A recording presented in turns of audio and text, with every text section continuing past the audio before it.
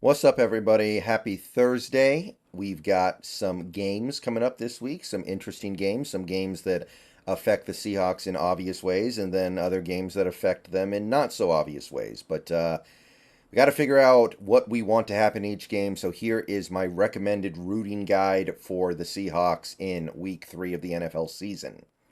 Real quick, though, first, later tonight, I will be streaming with Brandon of the Hawks Nest. It'll be hosted on his channel, but it'll also be on my channel. You can watch either way, either place, or you can watch in both places. So hope to see you guys there. We're going to be previewing this upcoming Panthers game. So hope to see you guys there later tonight. Should be starting about 8, right when the Thursday night game is starting to wrap up. So speaking of that Thursday night game, which is going to start in not terribly long here, we've got the Giants and the 49ers to start us off. That's a pretty easy one for us. The Niners have started 2-0. They look as good as any team in the league except maybe the Cowboys. We could really use them to lose a game that you would have expected them to win. Now, I'm not really holding out a lot of hope here. I got to be honest. The Giants have. I don't know what to make of that team right now, but I definitely don't think they're as good as they're anywhere near as good as the Niners, and it's gonna be a lot to ask. But we may as well hope for it, right? So yeah, definitely rooting for the Giants here.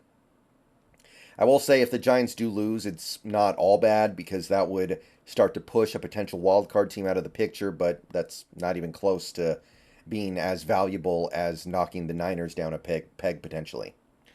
Okay, so that gets us to Sunday. Obviously, we already know what's up in the Panthers Seahawks game, so let's take a look at this 10 a.m. array of games. We got Titans and Browns starting us off. We play both teams this year. They're both AFC teams. They're both 1-1. Up to you, man. I don't think this one matters at all. I guess if one of these teams has a player you want to trade for, then I guess maybe you could say, well, we should root for the other team to win. But I'm not really thinking that way right now. Like you got Jeffrey Simmons, but the Titans aren't going to trade him now, I don't think. And like who else are you talking about? Are the Browns going to trade people when they've already gone all in? I know it's not looking good, but I seriously doubt it. So whichever. Falcons Lions, kind of an interesting one. The Falcons have snuck up on a 2-0 start and look like a competitor in what was supposed to be a very weak division. Now it's early, but at the same time, I think it makes sense to prefer that the Falcons not get involved in a wild card race just in case the Seahawks end up involved in that same wild card race. So may as well root for the Lions. Also, the Lions are a team we played, so strength of schedule is affected. So if the Lions win, that helps our strength of schedule a little bit. So may as well root for the Lions to do well, especially now that we've beaten them. And again, I'm trying to knock a team like the Falcons down a little bit. And I think the passage of time will knock the Falcons down a little bit regardless. But may as well start this week. And I got a pretty good feeling about this one. I think Lions coming off a pretty rough loss. Although they do got a lot of injuries over there right now. We beat them up. I mean, they've been beat up these first 2 weeks, so we'll see. But yeah, pulling for the Lions. Saints, Packers, we don't play either team this year, but in these matchups, you generally just want to root for whichever team has the worst record. And also the Saints, they have the draft pick consideration where we might get their third round pick. So on both sides, you may as well root for Green Bay. May as well get behind the Packers here. And I think that's pretty self-explanatory. Another 10 a.m. start, we've got the Broncos and the Dolphins. AFC versus AFC, so there's really nothing to talk about there. But, of course, if we don't get the Saints' third-round pick, we're getting the Broncos' third-round pick. And unlike the Saints, who are off to a good start, the Broncos look like a team that could give us a pretty good third-round pick. And I know I've said before it doesn't matter that much, but it matters more than zero. So, yeah, we're definitely hoping Miami sends Denver to 0-3 here, I think.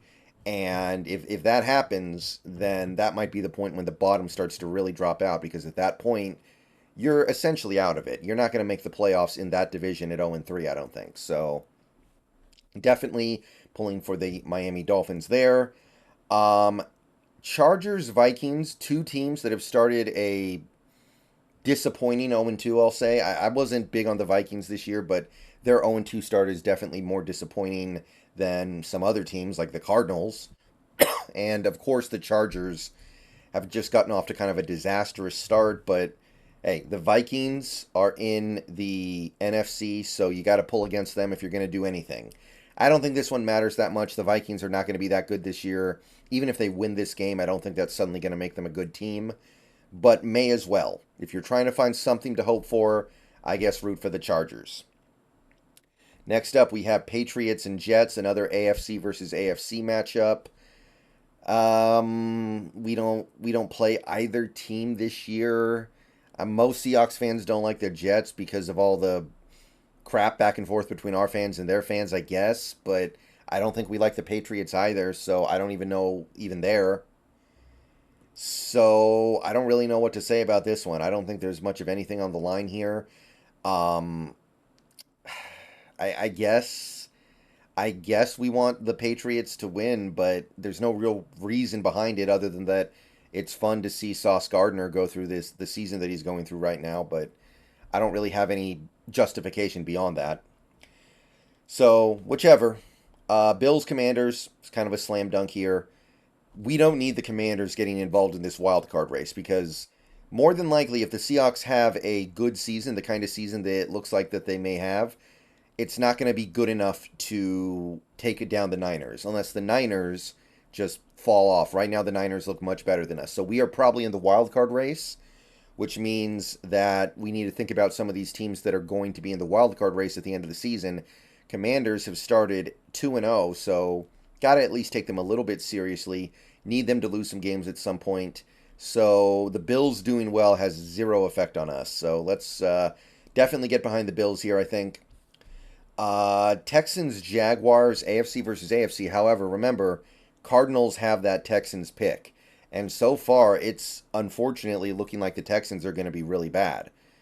I guess they played kind of okay in week one, but uh, I I don't know. That's looking like it's going to be a really juicy pick for Arizona. So we need Houston to find some place somewhere to bank a few wins. And I'm not saying it's going to happen this week against a really good Jacksonville team, but we got to try to find these spots where they can get some dubs. Even if they only get to like 6 wins, that'll be enough to at least not give the Cardinals a super blue chipper. We don't need some scenario where the Cardinals end up with 2 top 5 picks. That's a world I don't really want to live in. So yeah, rooting for the Texans. Colts, Ravens. We play the Ravens, so strength of schedule wise, I guess we want the Ravens to win. And the Colts, if you still want to trade for one of their players, then I guess you want them to keep losing. But again, I'm kind of over that right now. That's not really on my mind so much. But if you're still thinking about DeForest Buckner or Grover Stewart or whoever, I guess Jonathan Taylor, I'm not really seeing the point of that, but I guess some people would say Jonathan Taylor, then I guess you're rooting for the Ravens, but not huge stakes there. And that's your full 10 a.m. slot. So most games we found at least something to get behind. One or two, it was like there's just nothing going on here. But we at least found little things to hope for and root for. So let's go to the afternoon slot, starting with the Bears and the Chiefs. I mean, are we really concerned that the Bears are going to have some decent season this year at this point? I don't think so. Nevertheless, if you want to be technical, we should want the Bears to keep losing because they're in the NFC and the Chiefs are in the AFC and they can't affect us. And we do not play either team this year, so it's not like strength of schedule matters. So we default to rooting for the AFC against the NFC, but I mean, first of all, it doesn't matter. The Chiefs are going to win this game, so who cares what we even want, really? But I think a lot of people are going to hope the Bears win because it would be funny, and I get that, but technically speaking, it's the Bears, but realistically speaking, it does not matter. Cowboys, Cardinals, lot to ask for, but if the Cardinals want to actually bank some wins to get out of the Caleb sweepstakes, that would be great. I would love that. And if you want to knock the Cowboys down a peg, I'm here for that too. Like, we have maybe the two best teams in the league right now, Cowboys and Eagles, in the same division. So one of them is going to win the division. The other one's going to be the top wild card contender. So spots are getting swallowed up. So if we could knock the Cowboys down just a little bit at some point with a shocking loss, then I'd appreciate it. But not happening this week, I'm afraid.